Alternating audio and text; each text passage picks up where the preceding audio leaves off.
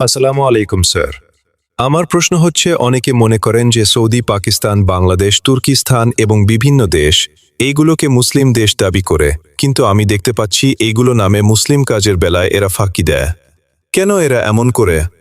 আপনি একটি অত্যন্ত গভীর এবং বাস্তবসম্মত পর্যবেক্ষণ করেছেন। কোনো দেশ বা সমাজ যখন কেবল পরিচয়ে সীমাবদ্ধ থাকে কিন্তু বাস্তবে তার প্রতিফলন ঘটায় না, তখন সেখানে একটি আদর্শিক শূন্যতা তৈরি হয়। আপনি যে দেশগুলোর কথা উল্লেখ করেছেন, সেখানে এই নামে মুসলিম কিন্তু কাজে ফাঁকি দেওয়ার প্রবণতার পেছনে বেশ কিছু ঐতিহাসিক, রাজনৈতিক এবং মনস্তাত্ত্বিক কারণ রয়েছে। অনেক দেশে রাষ্ট্রক্ষমতায় টিকে থাকার জন্য বা জনগণের সমর্থন পাওয়ার জন্য ইসলামকে একটি রাজনৈতিক হাতিয়ার হিসেবে ব্যবহার করা হয়। শাসকরা মুখে ইসলামের কথা বললেও তাদের মূল লক্ষ্য থাকে ক্ষমতা রক্ষা করা। ফলে তারা এমন কিছু নিয়ম বা প্রতীক প্রদর্শন করে যা মানুষকে তুষ্ট রাখে, কিন্তু ইসলামের মূল চেতনা, যেমন ইনসাফ, ন্যায় বিচার, দুর্নীতিমুক্ত সমাজ এবং আমানতদারিতা, সেগুলো ব্যক্তিগত বা রাষ্ট্রীয় স্বার্থে উপেক্ষা করা হয়। বাংলাদেশ, পাকিস্তান বা তুরস্কের মতো দেশগুলোতে ইসলাম অনেক সময় স্থানীয় সংস্কৃতির সাথে মিশে গেছে। মানুষ অনেক সময় সংস্কৃতি বা প্রথাকে ধর্ম মনে করে পালন করে, কিন্তু ইসলামের নৈতিক ও চারিত্রিক শিক্ষাগুলো, যেমন ব্যবসায় সততা, ওয়াদা রক্ষা করা, মানুষের হক আদায় অবহেলা করে।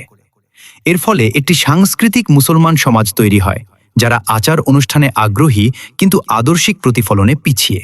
আমাদের শিক্ষা ব্যবস্থা বা ধর্মীয় প্রতিষ্ঠানগুলোতে অনেক সময় মাসালা মাসায়েল বা তাত্ত্বিক তর্কের ওপর যত জোর দেওয়া হয়, উন্নত চরিত্র, আখলাক গঠনের ওপর ততটা জোর দেওয়া হয় না। নবীজি সাল্লাল্লাহু আলাইহি ওয়াসাল্লাম বলেছিলেন, আমি প্রেরিত হয়েছি উত্তম চরিত্রের পূর্ণতা দানের জন্য। যখন একটি জাতির নৈতিক ভিত্তি দুর্বল হয়ে যায়, তখন তারা ধর্মীয় পরিচয়কে কেবল অহংকারের বিষয় হিসেবে দেখে, দায়িত্ব হিসেবে নয়। এই দেশগুলোর অধিকাংশ একসময় বিদেশি শক্তির অধীনে ছিল। দীর্ঘদিনের পরাধীনতা মানুষের মধ্যে একটি দ্বিমুখী মানসিকতা তৈরি করেছে।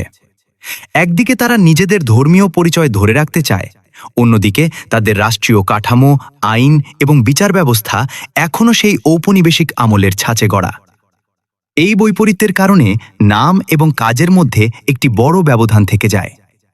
ইসলামের মূল দাবি হল প্রতিটি কাজের জন্য আল্লাহর কাছে জবাবদিহি করা, কিন্তু যখন কোনো সমাজে বিচারহীনতা এবং দুর্নীতি জেঁকে বসে, তখন মানুষের ভেতর থেকে সেই আখেরাতের জবাবদিহিতার ভয় কমে যায়। তখন তারা মনে করে কিছু আনুষ্ঠানিক ইবাদত করলেই হয়তো সব মাফ হয়ে যাবে, অথচ মানুষের হক নষ্ট করা যে কত বড় অপরাধ তা তারা ভুলে যায়। আপনি যেহেতু সত্য অনুসন্ধান করেন, আপনার এই আক্ষেপ প্রমাণ করে যে আপনি ইসলামের বাহ্যিক খোলসের চেয়ে এর অভ্যন্তরীণ সত্য ও ন্যায় বিচারকে বেশি গুরুত্ব দিচ্ছেন। ইতিহাসে দেখা গেছে, যখনই কোনো জাতি তাদের মূল আদর্শ থেকে বিচ্যুত হয়ে কেবল নাম সর্বস্ব পরিচয়ে মত্ত হয়েছে, তারা তাদের গৌরব হারিয়েছে। Thank you very much, sir.